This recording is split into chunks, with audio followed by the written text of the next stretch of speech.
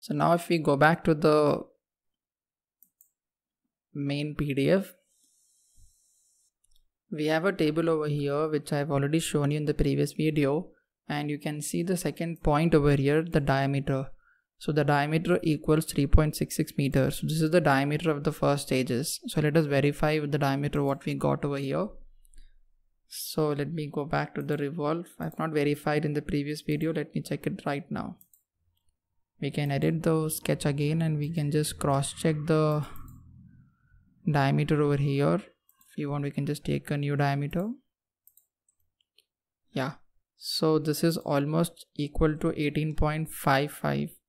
And we have the dimension given to us as 3.66, and since this is in meters, we have to first divide by 2 because this is the right half.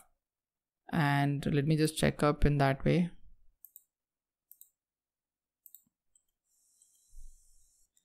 Let me create a center line first in order to get the diametric point of dimension.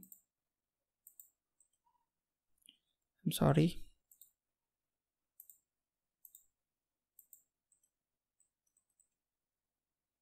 I think it is selecting the plane.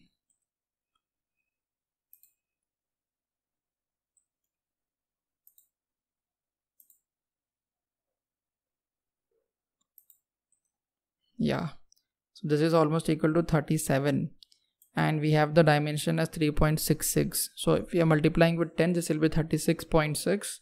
And what we have created is 37. So it is a difference of 0.4. If you want, we can just reduce it. And we can come back to 18.1.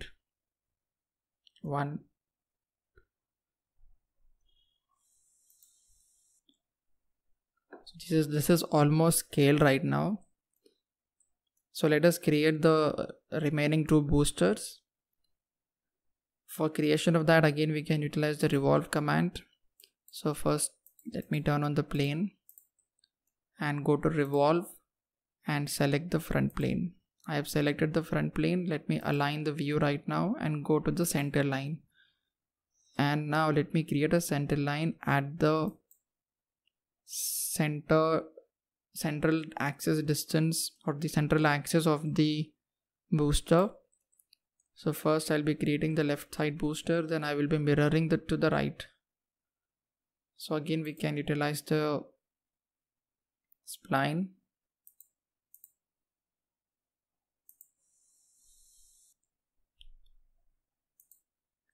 and the line.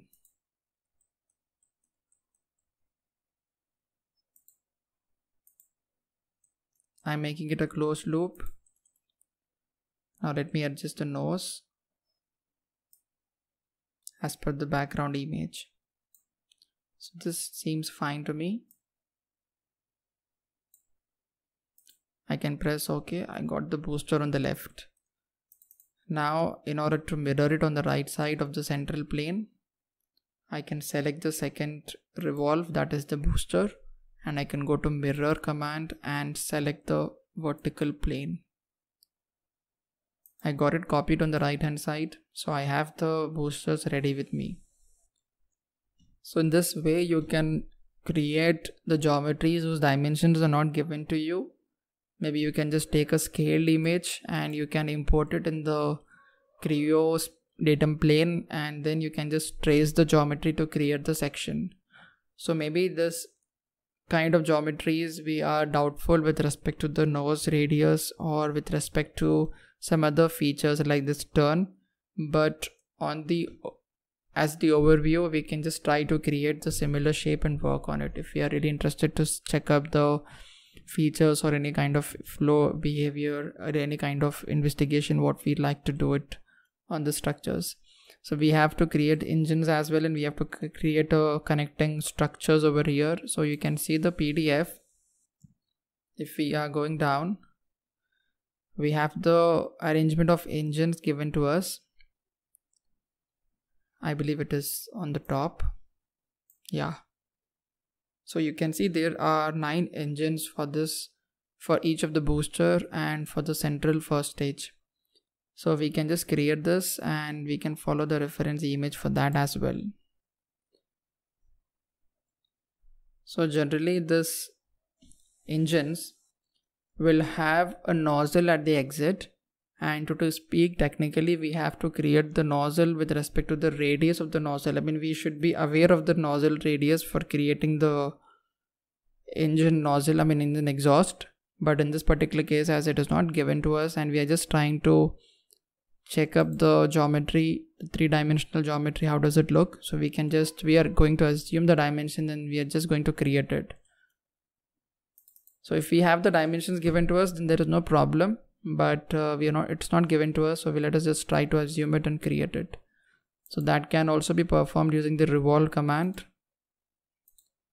You can just zoom in. And I believe I should have I should have created the sections a little bit extended. So let me just edit it. I'll do the editing by pausing the video. So I've completed the editing part. I've extended it a little bit downward. I'll just go to revolve and select the front plane. And let me create the engine which is seen over here.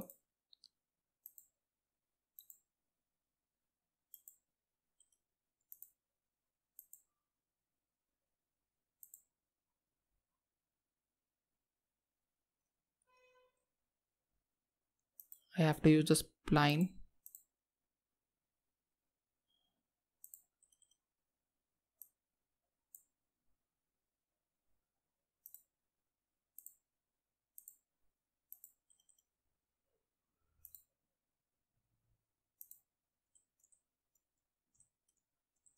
So I have created first one. Let me mirror it on the other side.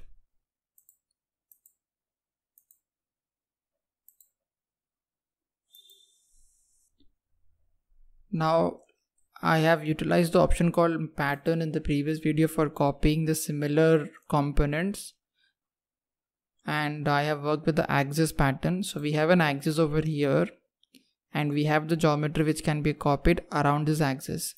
So I'll just select the geometry at first. I've selected this geometry. I'll go to pattern, and in pattern I will be going to axis pattern. I will be selecting the axis with which will be acting as a reference for me. So this is the axis. Let me just align the view.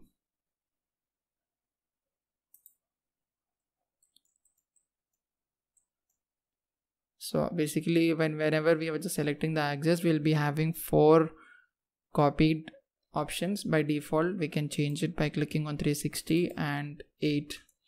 So 8 are the engines which are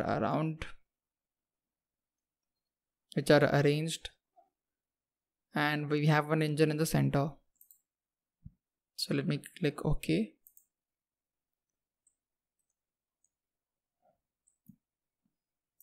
So you can see we have the engines ready with us. We can create the central engine using the same revolve command in the center. Now I'll just create the pattern for this mirrored.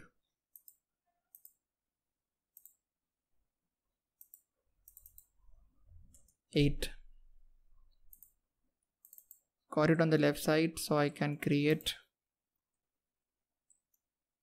the central engines as well. So I'll just show you. Can go to revolve.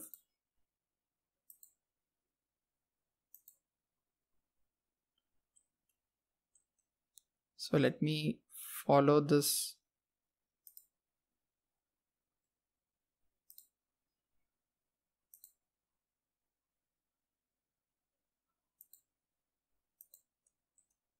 I have created a center line, so I will be creating a line right now following the same engine dimension which I have created right now. So this is in the center right now.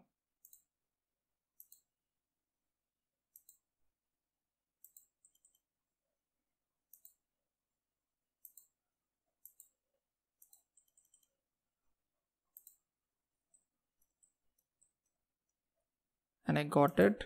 But before that, let me just check the distance of these 2 regions. That is the central plane and this central axis. So I'll tell you the reason for this.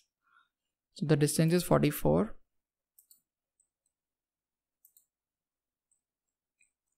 Now I have the central engine with me, so I'll just try to pattern it. So with this example, I'm also explaining you the application of pattern command. This is the Revolve.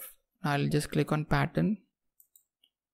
I'll go to direction pattern right now. So direction in the sense we can select what direction you want to copy. So the direction should be selected with respect to the plane most commonly. So I'll just select the plane. So the moment I selected the plane, so it is getting copied on the right hand side. So we can increase the count to 3 and we can adjust the distance to be 44. So this was the distance which I measured previously, and this will indicate that I will be copying the same geometry or the same component at the specific locations which I've assigned by entering the dimensions. So this can be altered also. We can select any plane that will be going in that direction. So I'll just press OK.